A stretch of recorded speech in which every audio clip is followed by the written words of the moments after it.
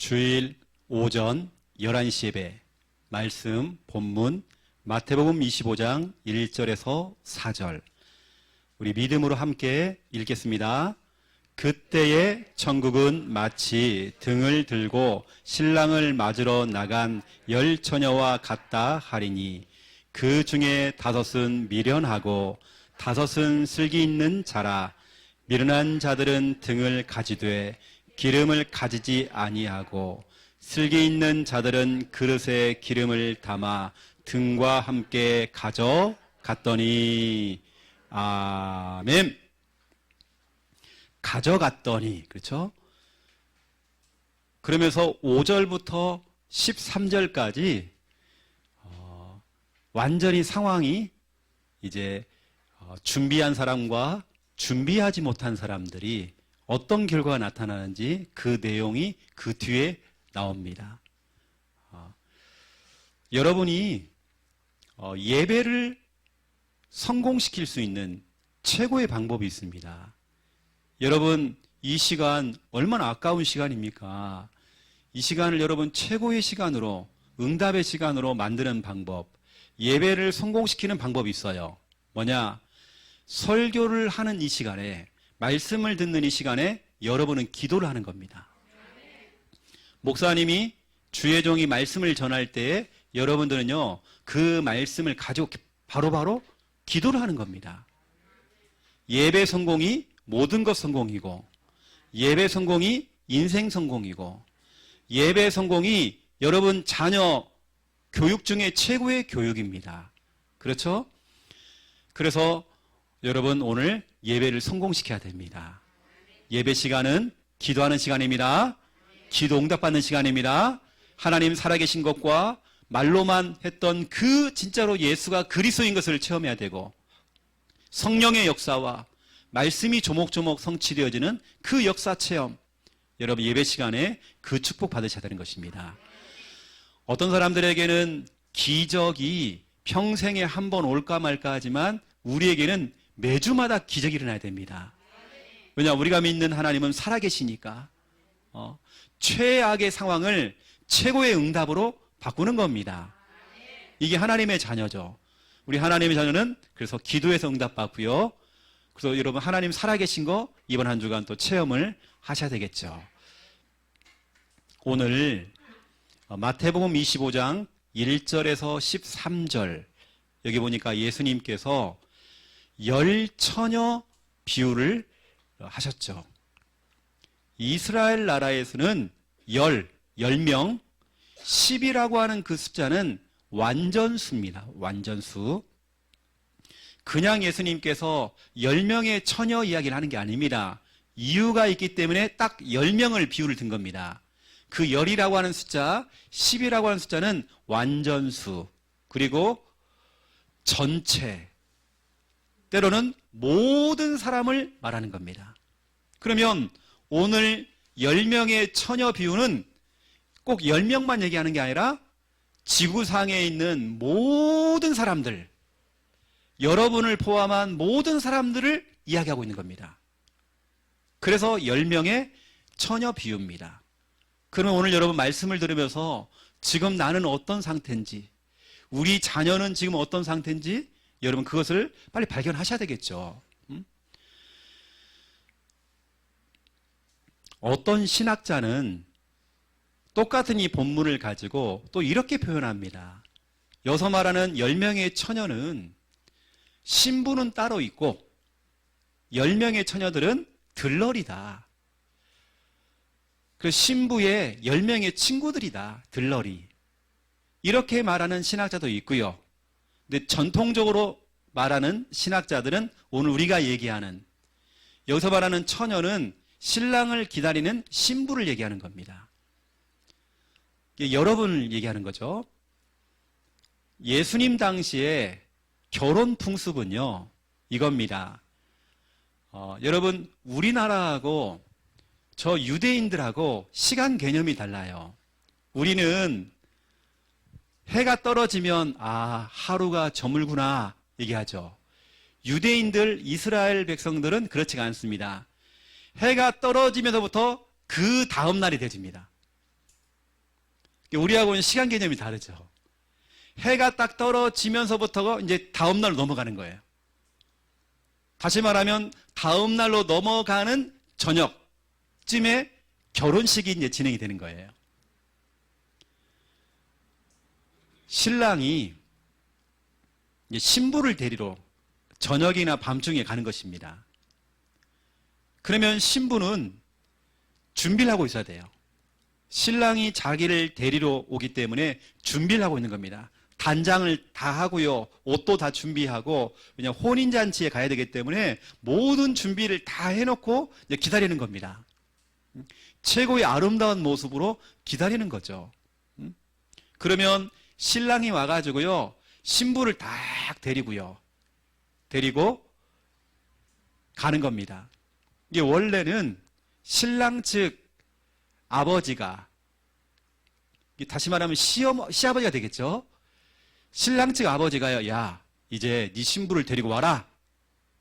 아버지가 축복 기도를 해주고요.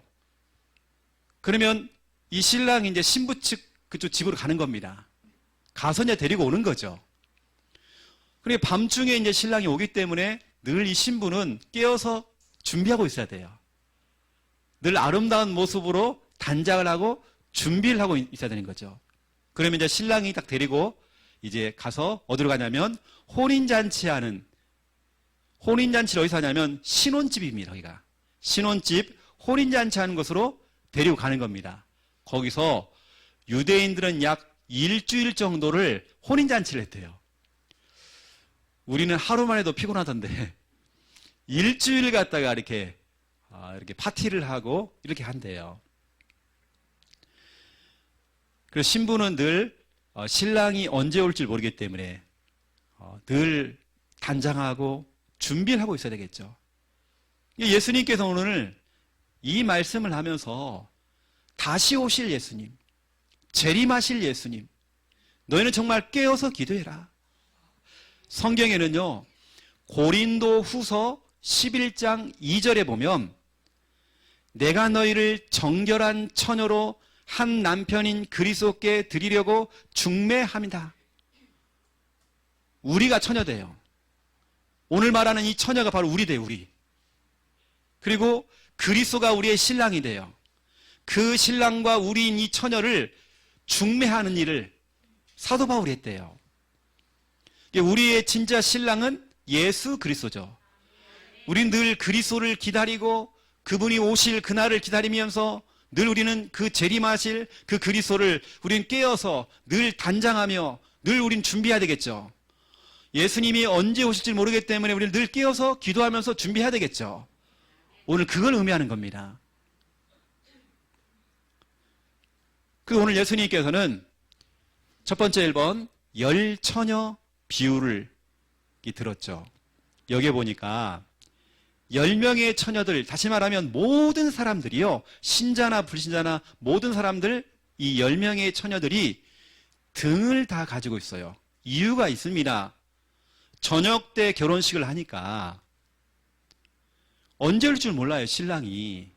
그럼 자기를 데리러 오기 때문에 늘 등을 준비하고 있어야 돼요. 10명의 처녀들이 다 등을 준비하고 있는 겁니다. 여기서 등을 가지고 있는 사람들은 교회를 다니는 사람이에요. 교회를 다녔던 사람입니다. 예수를 아는 사람이에요.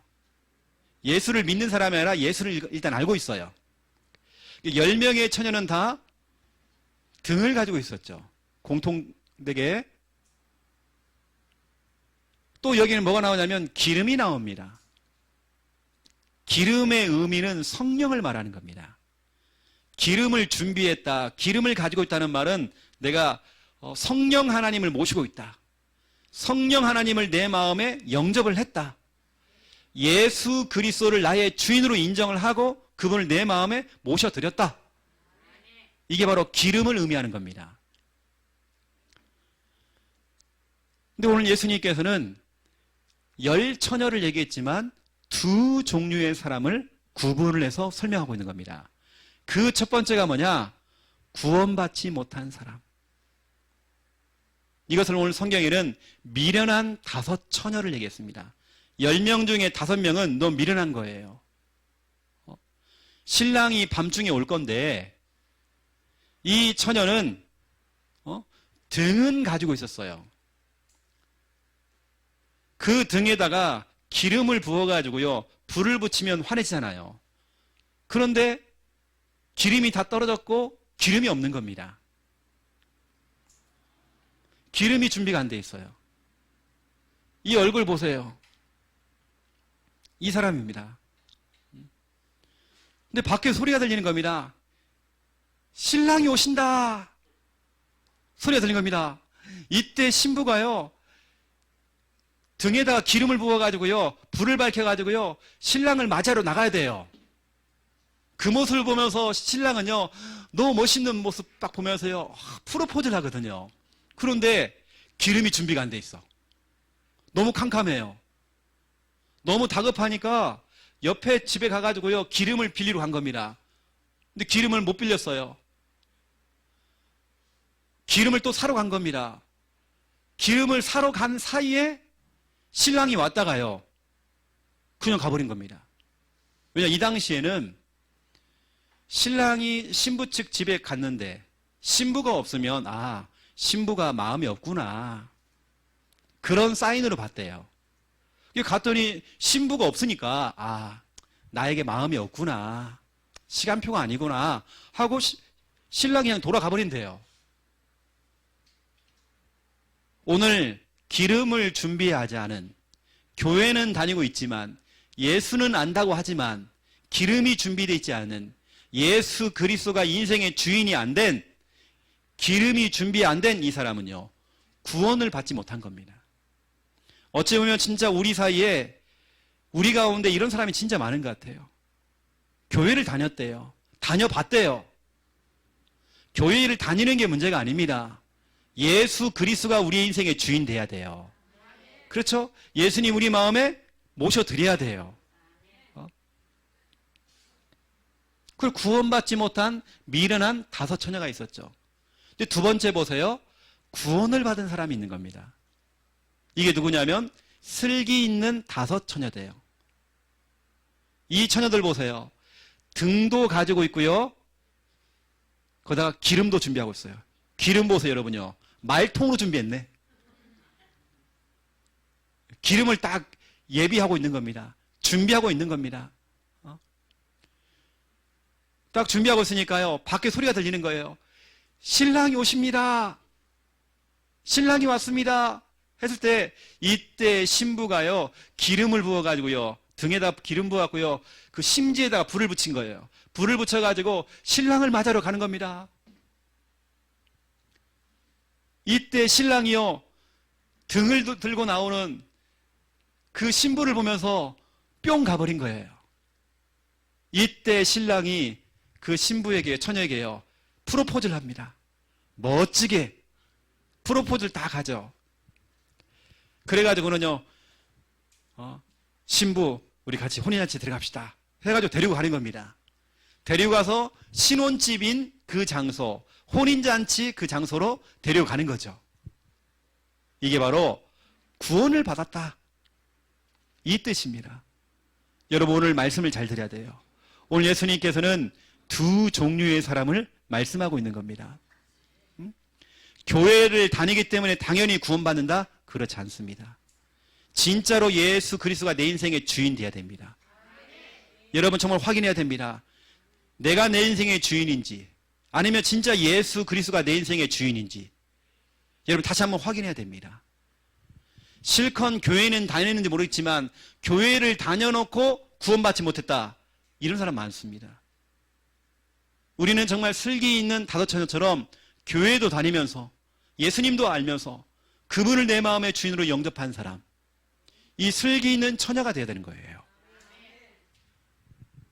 그래서 오늘 여러분들이 오늘 말씀을 통해서 제가 중요한 부분들을 여러분이 한번 말씀을 드릴 건데요.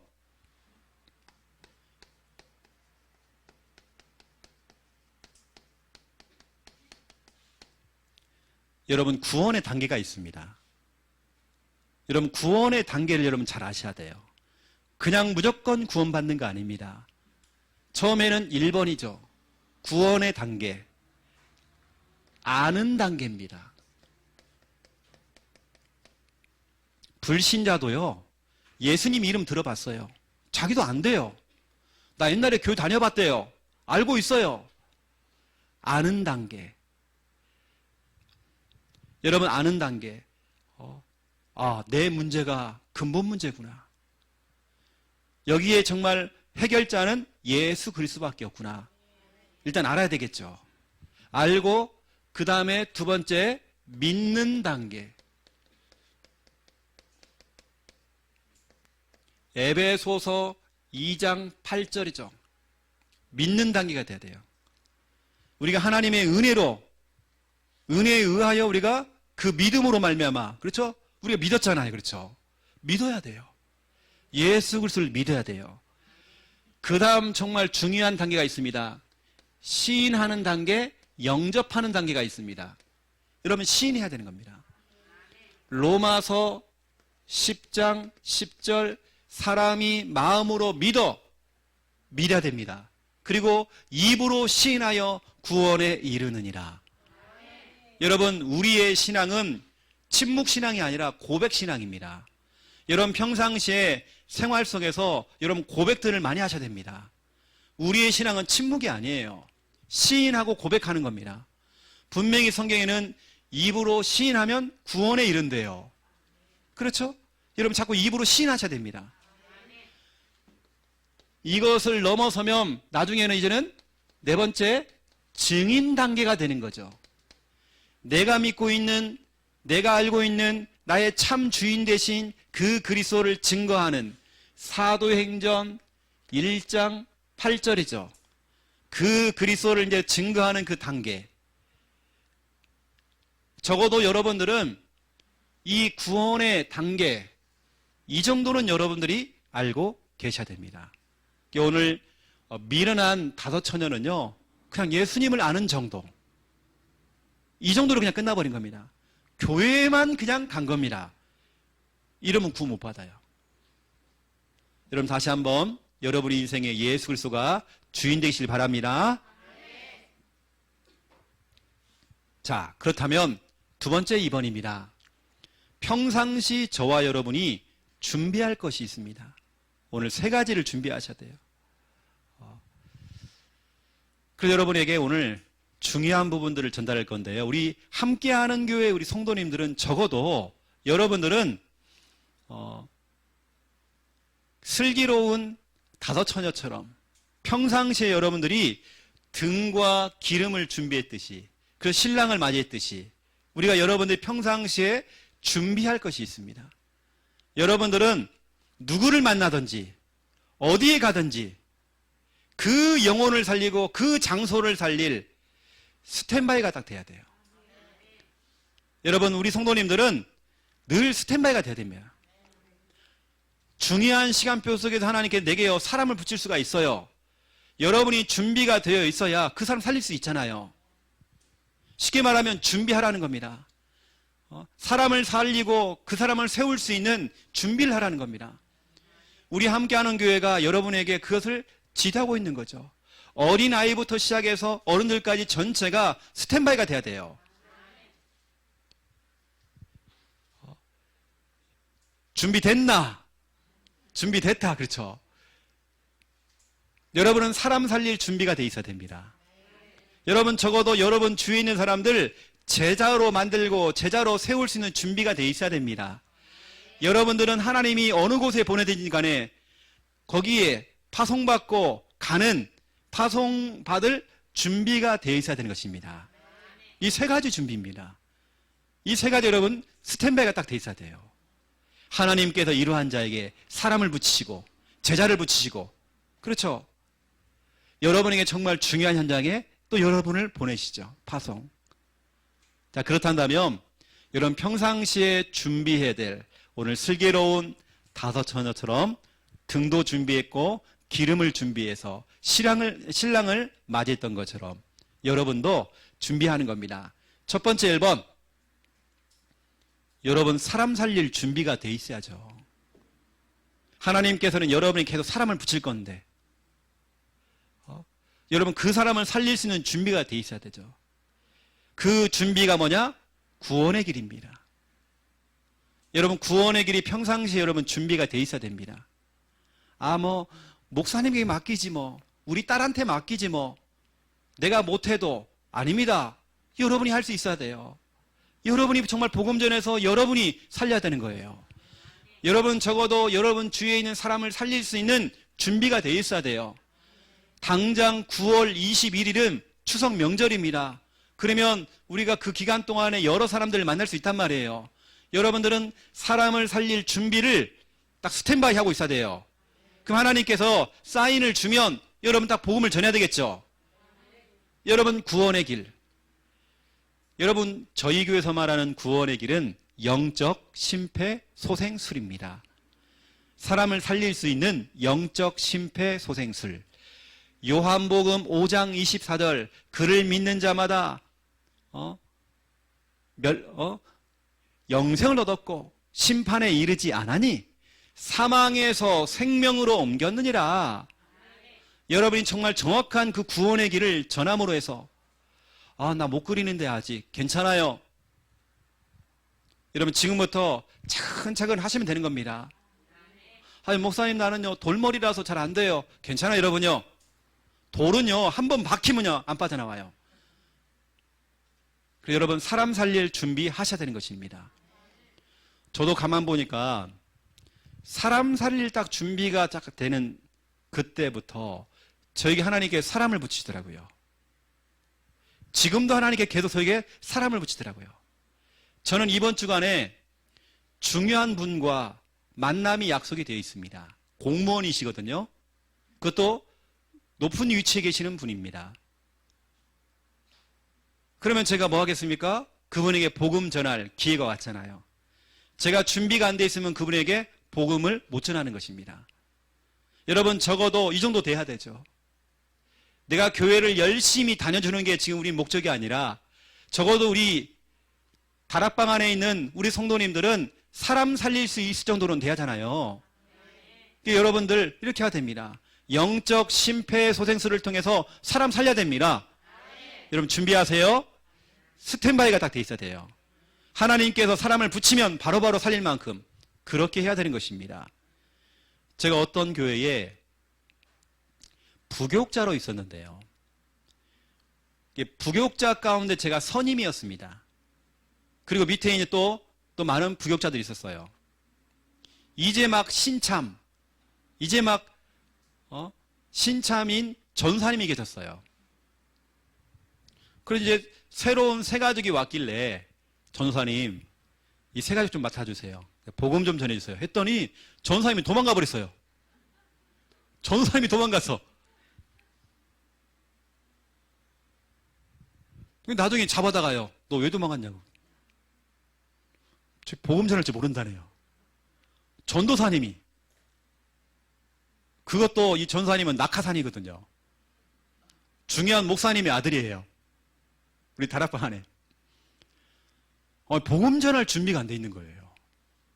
그런데 기능이 좋아요. 노래를 잘 불러. 그럼 뭐합니까? 기능이 있고 다른 걸 잘한다. 무슨 소용이 있습니까? 아무 소용이 없어요. 사람 살릴 준비가 안 됐어요.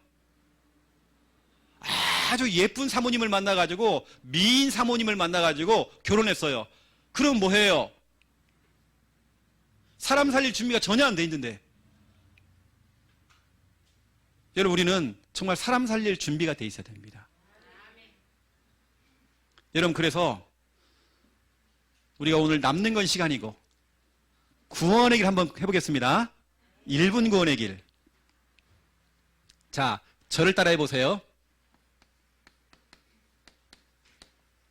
하나님께서 인간을 창조하셨습니다.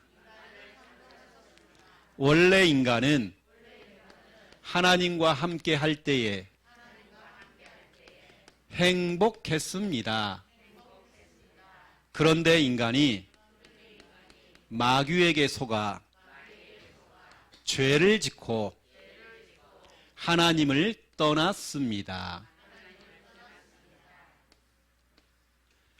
하나님을 떠난 인간은 여러 가지 문제로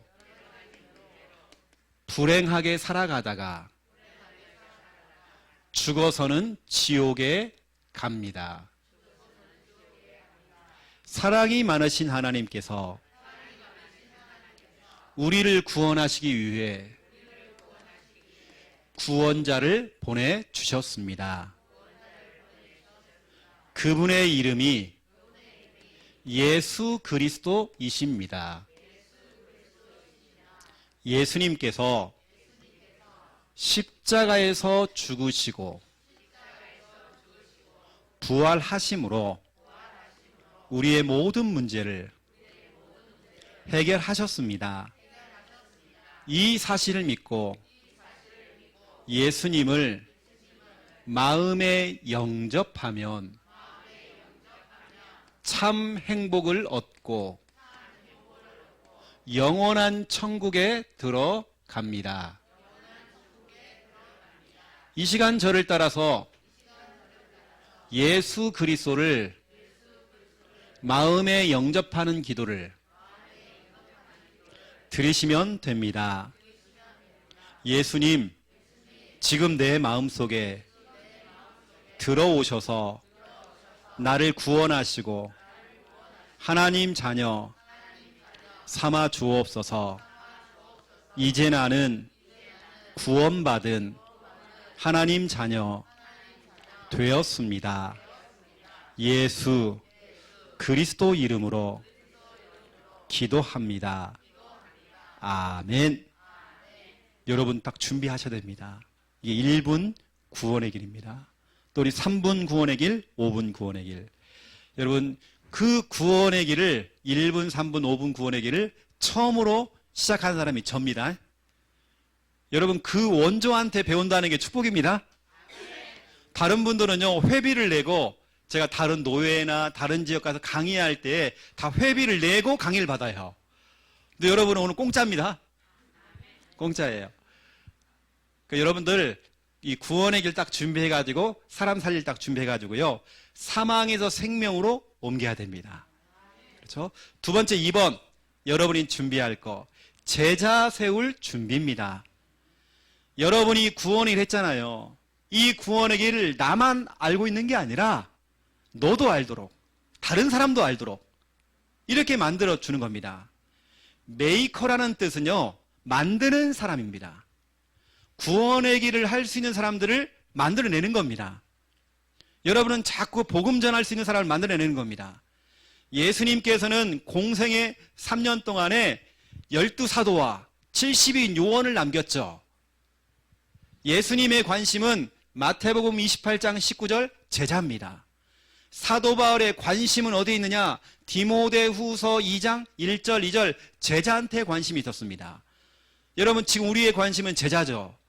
여러분이 알고 있는 이 구원의 길을 다른 사람도 할 수 있을 정도로 그렇게 만들어 주는 겁니다. 그래 여러분 파급이 되어지잖아요.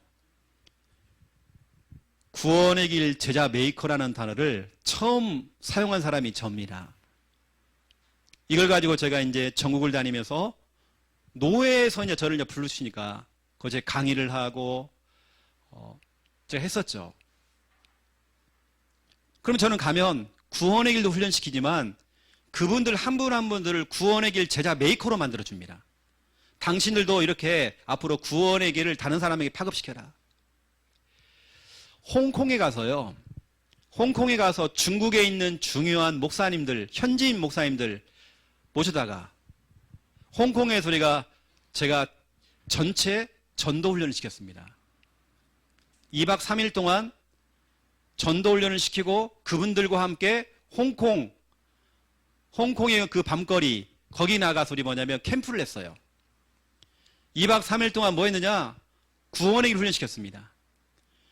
근데 거기 오신 중국인 현지인 목사님이 어떤 분은 교회 성도가 2만 명이고 엄청 많더라고요. 어떤 분은 지하 동굴에서 예배드리는 분도 계시고 이런 분들은 훈련을 시킨 겁니다. 훈련을 시킬 때 뭐였냐? 제자 메이커를 해준 겁니다. 당신들도 흩어져가지고 당신 성도들에게 제자 메이커를 해줘라. 구원의 길을 할 수 있도록. 거기에 모여있는 그 목사님들이 그 자리에 다 같이 울었어요. 이거구나 이거. 이렇게 정말 간단하게 정말 복음 전할 수 있도록 훈련시켜주면 진짜로 중국의 복음화가 되겠구나. 함께 울면서 같이 구원의 길 훈련받았습니다. 여러분, 제자 메이커를 통해서 나만 알고 있는 게 아니라 다른 사람도 이걸 할 수 있도록 만들어주는 거죠. 오히려 여러분, 뱃속에 있는 태아도요, 계속 엄마가 구원의 길 해주는 겁니다. 이 아이는 완전히 구원의 길. 태어나서도 이 아이한테 지금 구원의 길. 제자 메이커를 해주는 거죠. 엄마 따라서 해. 왜냐, 너는 영적인 존재이기 때문에 엄마 따라할 수 있어. 육신적으로는 지금 말을 못하지만 영적으로 너는 따라할 수 있어 하면서 제자 메이커를 시켜주는 겁니다. 이게 여러분이 정말 해야 될 너무나 중요한 거. 여러분, 지금 이 구원의 길이 어디까지 지금 파고 들어갔냐? 저 이스라엘까지 파고 들어가서 우리 훈련받으신 분이요, 이스라엘 나라까지 지금 들어가 있어요. 거기서 영상까지 다 찍어가지고 이스라엘의 유대인들이 지금 뭐하냐? 구원의 길 제자 메이크하고 있습니다. 칠판 갖다 놓고요, 저를 따라하세요 해가지고요, 유대인 언어로, 히브리어로 하고 있습니다. 거기까지 지금 파급됐어요. 미국까지 파급되어졌습니다. 미국에서 한 아이가 예배 시간에 자폐아예요. 자폐아는 현대의학으로 잘 못 고쳐요. 근데 거기 있는 사역자가 우리 구원의 길 훈련받은 겁니다. 그 교회도 훈련받고 있어요. 이 사역자가 그 자폐아이를 잡고요, 계속 구원의 길 따라하도록 만들어준 겁니다. 근데 이 아이가 뭐냐, 예배 시간에 막 뛰어다니고 막 목사님 설교하고 있는데 막 앞에도 나오고 막 예배를 방해하는 거예요. 그래서 그 사역자가 붙어갖고요, 그한테 따라하도록 하는데 더 발악을 내, 얘가. 예배 시간에 더 발악을 하는 겁니다. 근데 이 사역자는 끝까지 붙잡고요, 1년을 했다네요. 1년 만에 그 교회에 목사님이 연락이 왔어요. 최 목사님, 이게 무슨 일이냐? 사역자가 일심 전심 지속으로 구원의 길을 제자 메이커를 해주는데 지금 이 아이가 어떻게 변했느냐? 예배 시간에 지금 얌전히 앉아있다. 지금은 완전히 구원의 길 도사가 됐다. 거의 이 아이가 거의 정상 다 돌아왔대요. 이게 뭐냐 지금? 여러분, 구원의 길 제자 메이커.